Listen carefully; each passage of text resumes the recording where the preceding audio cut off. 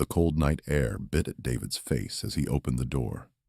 Standing on his porch, small and shivering, was Ethan. The boy's left eye was swollen and purple, a deep bruise blooming across his young cheek. He looked up at David, his eyes wide and pleading, and in a voice barely above a whisper, he said, "Please, be my dad." David, a man who had faced down threats in some of the world's most dangerous places as a Navy SEAL, felt a different kind of jolt. It wasn't fear, but something deeper, something that resonated with old wounds, and a sense of fierce protection.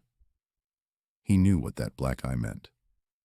Daniel, Ethan's biological father, had a temper that everyone in this small town knew about, even if they mostly pretended not to. Just an hour earlier, David had seen Daniel in town, red-faced and yelling, dismissing Ethan's quiet plea for protection as weakness. "Stop being such a crybaby, Ethan. You need to toughen up," Daniel had sneered, pushing the boy away. That callous act, the raw disrespect, had revealed the true depth of Daniel's neglect. Now, Ethan stood before him, a living testament to that cruelty. David didn't speak. He didn't need to. His silence was a heavy, calculated thing, a quiet resolve that hinted at a storm brewing beneath the surface. He simply looked at Ethan, then back at the empty street behind him, a silent defiance of Daniel's unspoken authority hanging in the air. This wasn't just about a black eye. It was about a broken boy and a man who suddenly felt the weight of a silent promise. Without a word, David stepped aside, opening the door wider. Ethan, with a quick, hopeful glance, stepped inside. The warmth of the house wrapped around him, a stark contrast to the biting cold outside and the chill he'd grown accustomed to. David closed the door softly, plunging the porch back into darkness. Some battles are won not with fists, but with quiet resolve. David knew this better than most. He had seen enough violence to understand that true strength often lay in the moments before the fight, in the decisions made when no one was watching. Offering Ethan a safe place for the night was one such decision, a quiet act of war against a man who had forgotten what it meant to be a father. Ethan looked around the simple living room, his small shoulders still hunched, but a flicker of something new in his eyes. Hope, maybe, or just relief. David moved to the kitchen, the soft clinking of glasses breaking the silence. He poured a glass of water, then turned back to Ethan, offering it without a word. The boy took it with both hands, his fingers trembling slightly. He drank slowly, his gaze never leaving David's face. The unspoken question hung between them. What would tomorrow bring?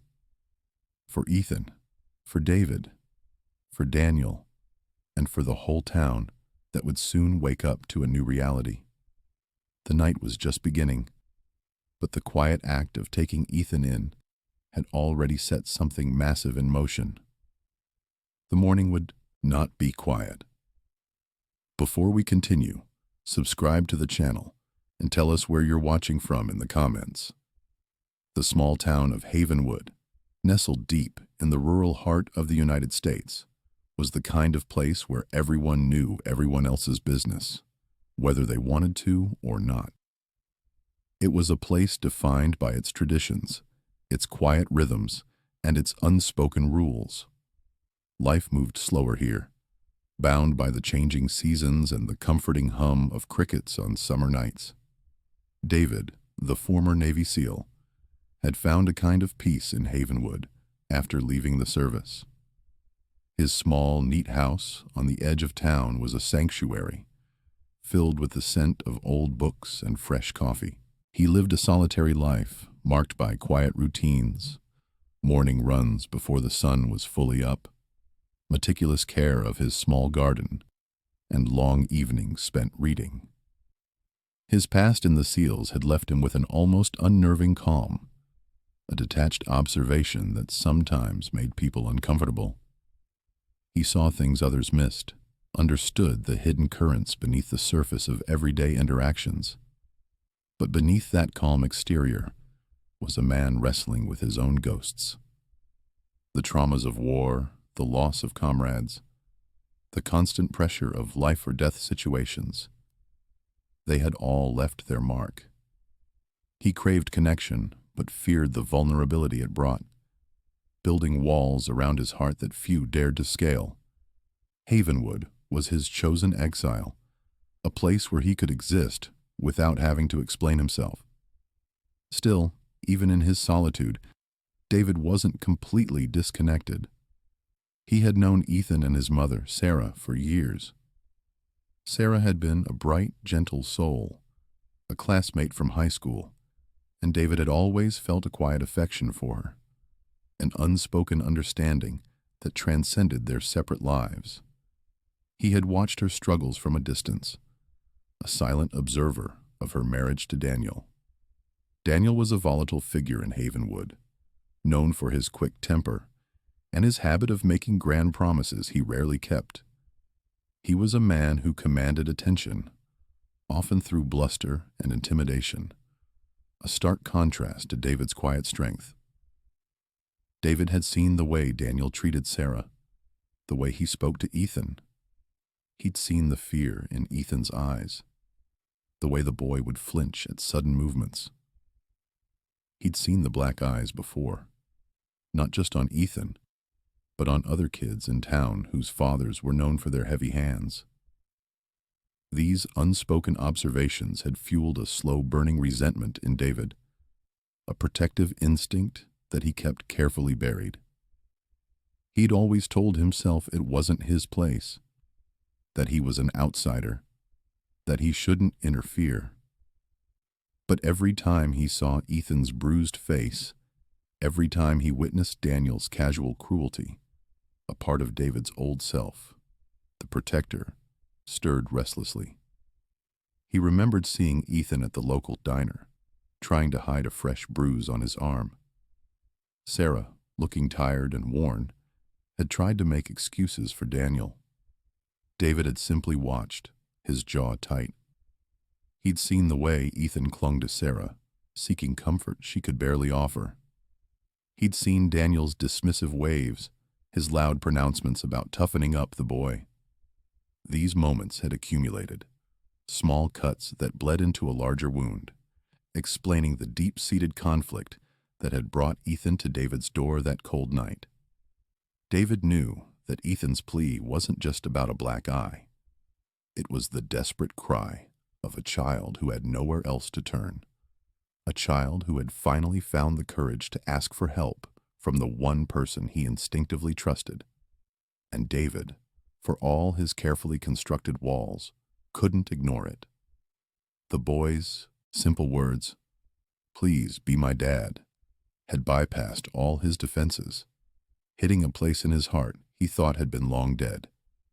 His quiet longing for connection, which he had suppressed for years, suddenly found a face, a name, and a desperate need. He watched Ethan slowly sip the water, his small frame still trembling, and knew that his solitary life in Havenwood was about to change in ways he couldn't yet imagine. The black eye Ethan wore that night was just the latest mark in a long series of emotional bruises. Over the years, Daniel's broken promises had piled up like stones in a heavy backpack Ethan carried everywhere. There was the time Daniel swore he'd be at Ethan's school play, front row, cheering the loudest. Ethan had scanned the audience, a hopeful smile frozen on his face, until the final curtain fell, and he had to pretend he hadn't noticed the empty seat. Daniel's excuse later was a vague mention of important business, delivered with a shrug that felt colder than any winter wind. Then there were the forgotten birthdays, the missed parent-teacher conferences, and the countless times Daniel would promise a fishing trip or a day at the fair, only to cancel at the last minute for reasons that always seemed more important than his son. Ethan learned not to expect much, and that lesson, hard learned, was a heavy burden for a young boy.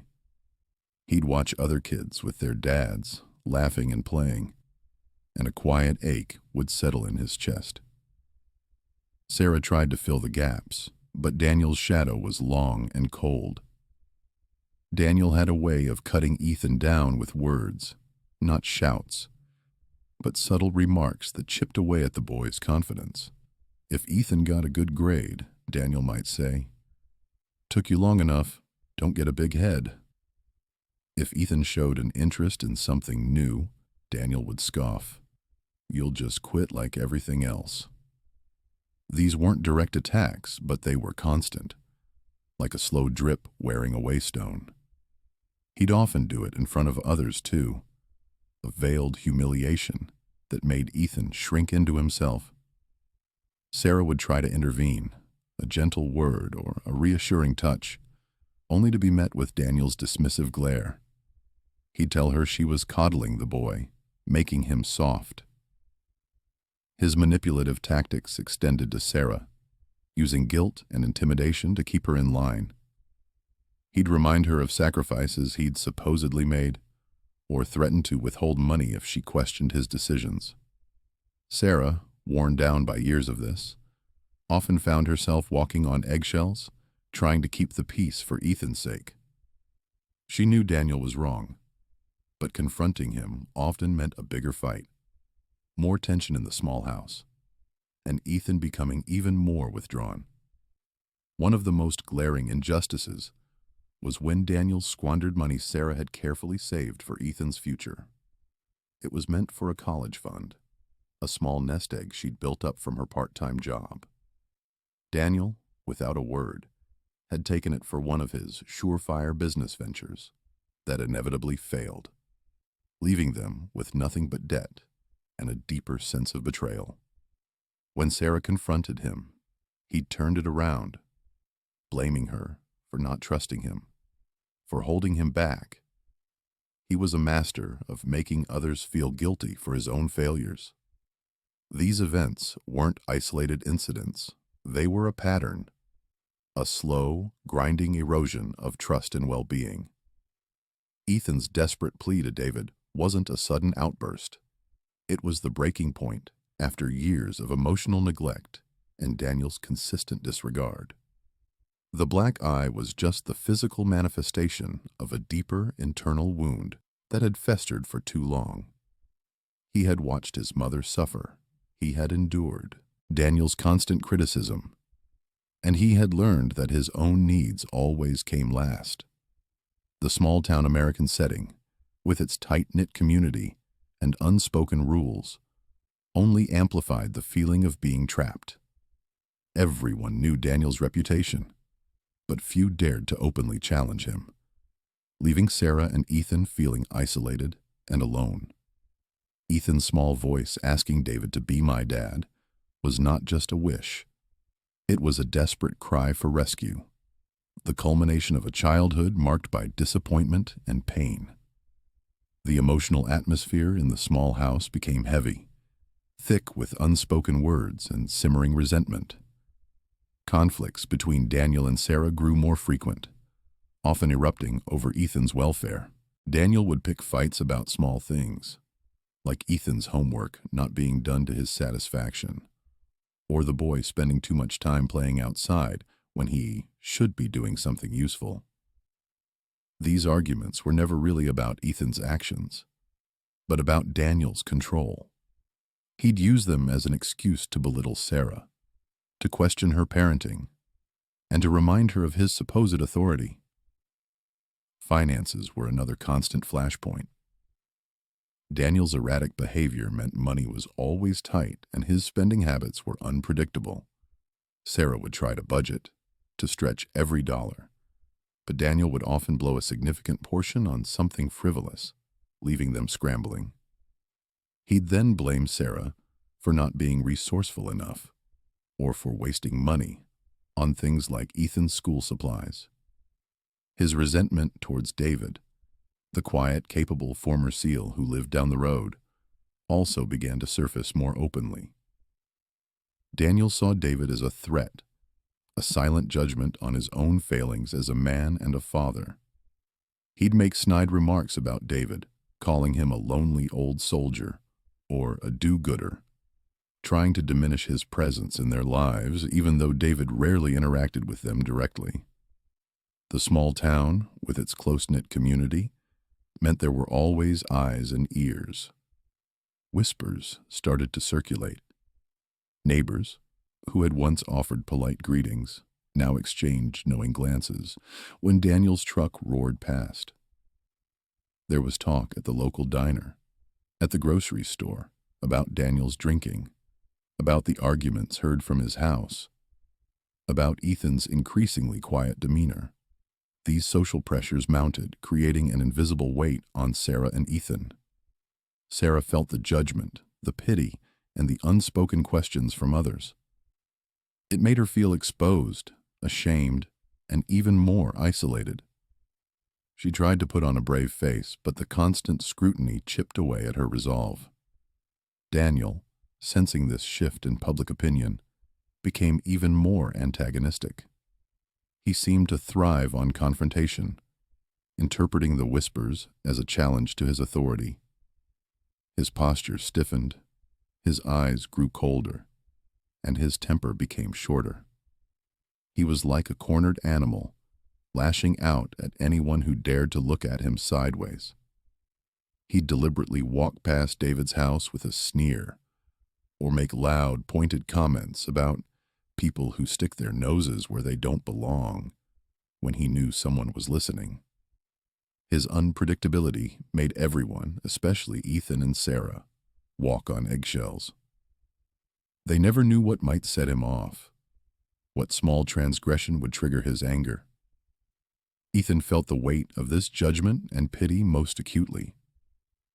Kids at school, prompted by their parents' whispers, would sometimes stare at him or avoid him. He heard snippets of conversations about his dad, about his mom, and an overwhelming sense of shame washed over him. He started to isolate himself, spending more time in his room, avoiding social gatherings, and even trying to disappear into the background at school. The fear of what Daniel might do next, coupled with the constant feeling of being watched and judged by the town, became an almost unbearable burden. He felt trapped, suffocated by the emotional tension that permeated every corner of his life. This period was the peak of their emotional suffocation, a time when the air itself seemed to crackle with unspoken threats and simmering despair. It was clear to everyone, though few dared to say it, that something had to give. The breaking point was not just coming, it was already there, hovering over them like a dark cloud, waiting for the smallest spark to ignite a storm. The storm did break, but not in the way anyone expected. It started with a phone call, not to Sarah, but to the local sheriff. A neighbor, Mrs. Gable, a quiet woman who usually kept to herself, had seen something. She had been taking out her trash late one evening when she noticed Daniel's truck parked oddly, half on the curb, half in his driveway, the driver's side door ajar. She'd thought nothing of it at first, until she heard a faint whimpering sound coming from inside the truck. Curiosity, or perhaps a premonition, made her walk closer. What she saw made her blood run cold. Ethan was in the back seat, slumped against the door, his face pale and tear-streaked. He was shivering, not from cold, but from fear. Daniel, passed out drunk in the driver's seat, had left the boy in the car, windows cracked just slightly, in the dead of night. But it wasn't just the neglect that horrified Mrs. Gable. She noticed a fresh, dark bruise blooming on Ethan's cheek, much worse than the one he'd had when he showed up at David's door. It was a clear, undeniable mark of physical harm, not just an accidental bump. She didn't hesitate. She called the sheriff. The sheriff, a man named Miller, who had known Daniel since they were kids, arrived quickly.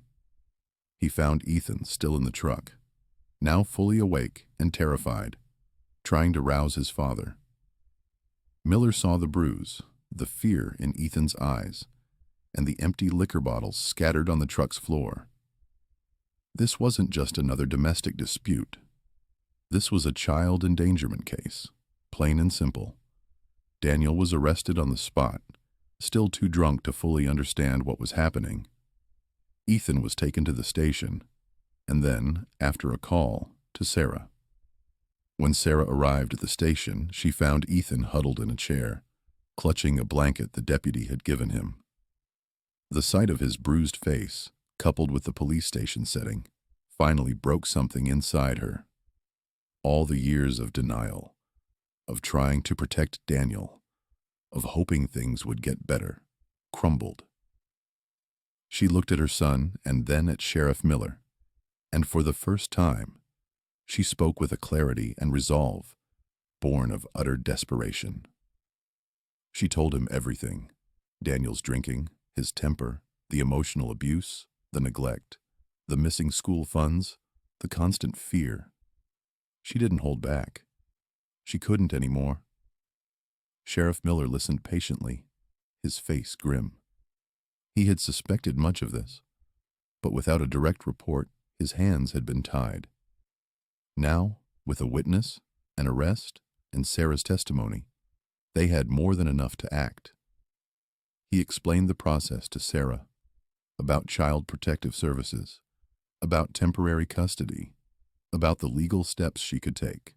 He also mentioned that Ethan had been asked where he wanted to go, and his first answer, whispered shyly, was Mr. David's house. This revelation, that Ethan had chosen David, solidified Sarah's decision. It wasn't just about escaping Daniel anymore. It was about giving Ethan a chance at a real, stable home, a chance at safety and love. The next morning, as the news of Daniel's arrest spread through the town, it was no longer whispers, but open conversations. The quiet community, often slow to intervene, suddenly rallied.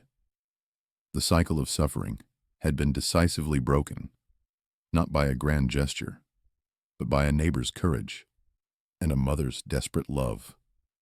The narrative had shifted from enduring pain to taking action, and the town watched, waiting to see what would happen next. David felt a strange mix of relief and dread when he heard about Daniel's arrest. Relief, because Ethan was finally safe from that man. Dread, because he knew what this meant for him. He had taken Ethan in for one night, a simple act of kindness, but now, with Daniel out of the picture, everyone in town would look to him. Could he really be a father figure? He was a former SEAL, used to order, discipline, and solitude. His past was full of things he didn't talk about, things he certainly hadn't processed. The thought of raising a child, especially one so hurt, filled him with a fear he hadn't felt even in combat. He doubted his ability, his patience, his very capacity for the kind of consistent, gentle love Ethan needed. Sarah's emotional explosion was a sight to behold. After years of holding it all in, the dam had finally broken. She cried, she raged, she talked for hours about Daniel, about her mistakes, about her guilt. But beneath the tears and anger, there was a new kind of strength. The fear that had paralyzed her for so long was replaced by a fierce protectiveness for Ethan. She wasn't just acting out of desperation anymore. She was acting with a clear purpose. She knew she had to fight for her son, and she was ready. She just didn't know how. The town, as expected, reacted in layers. Mrs. Gable, the kind neighbor who had found Ethan, was a staunch supporter.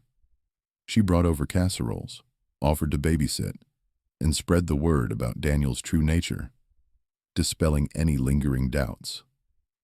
Other neighbors, like the old farmer down the road, offered David help with chores, a silent way of showing their support. They knew what Daniel was like, and they admired David for stepping up. But not everyone was so quick to embrace the change. There were still those who remembered Daniel as a local boy, or who simply didn't like change. Some of Daniel's old friends muttered about David being an outsider, or about Sarah being too quick to throw away her marriage. These voices, though quieter, were still a source of pressure, a reminder of the small-town cultural dynamics, where gossip and long-held loyalties could be powerful. David felt their eyes on him, their judgments, but he tried to ignore them. Ethan was what mattered. Ethan, meanwhile, was a fragile mix of relief and trauma. He clung to Sarah and cautiously to David. He still flinched at loud noises, still had nightmares, but there were moments of pure, unadulterated joy. A small smile when David taught him how to skip a stone across the pond, a giggle when Sarah tickled him. These moments were like glimmers of hope, showing the boy beneath the bruises. But David knew the road ahead was long. He saw the lingering fear in Ethan's eyes, the way he sometimes retreated into himself. It was a stark reminder of the deep psychological impact Daniel had left. David found himself grappling with his own past.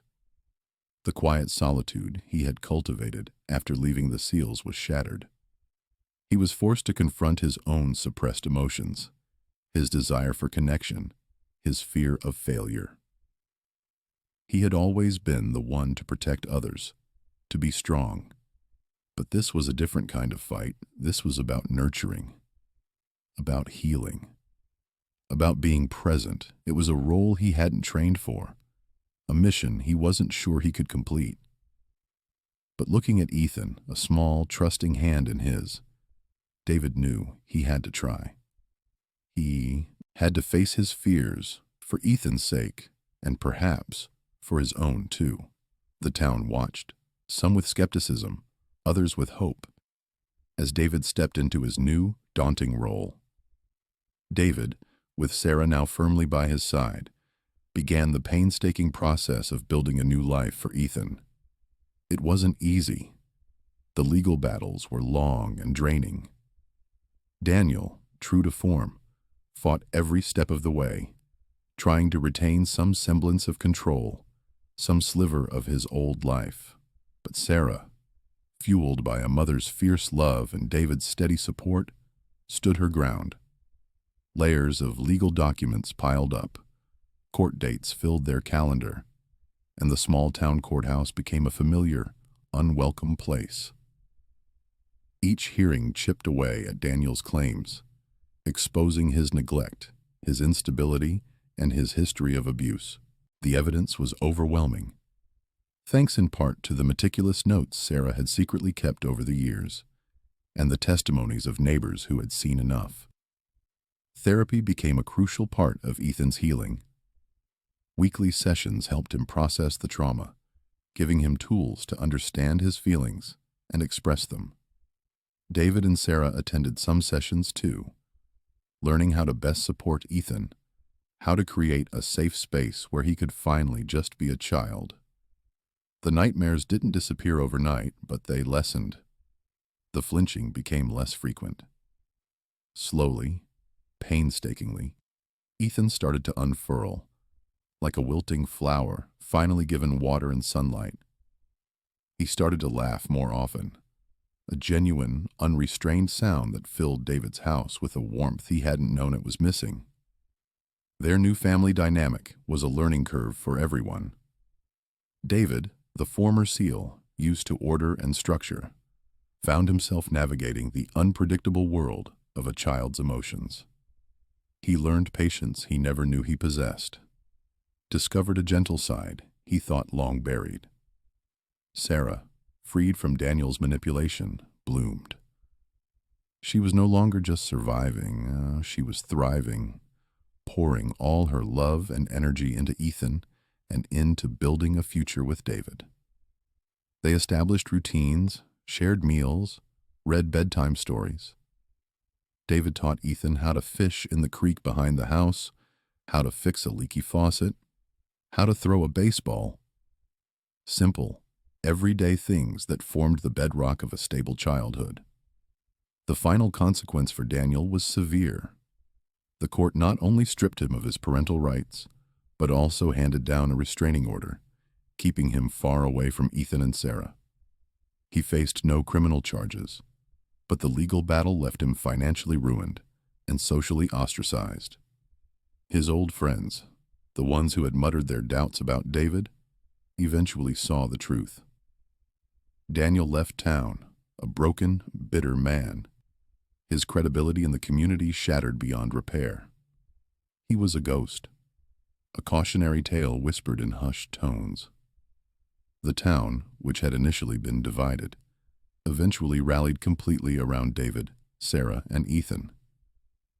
Mrs. Gable still brought casseroles, but now they were for celebration, not sympathy.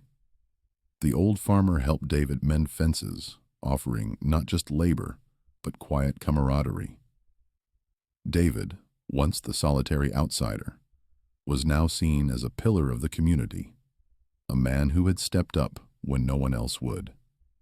His quiet strength and unwavering commitment to Ethan had won them over. They saw the transformation in Ethan, the happiness in Sarah's eyes, and they understood the quiet triumph that had unfolded in their midst. The story concluded with a quiet, satisfying resolution. Ethan found a safe, loving home, not just with Sarah, but with David, who embraced his role as a father with a quiet dedication that spoke volumes. David, the former SEAL, had found a new mission, one far more meaningful than any he had faced in combat.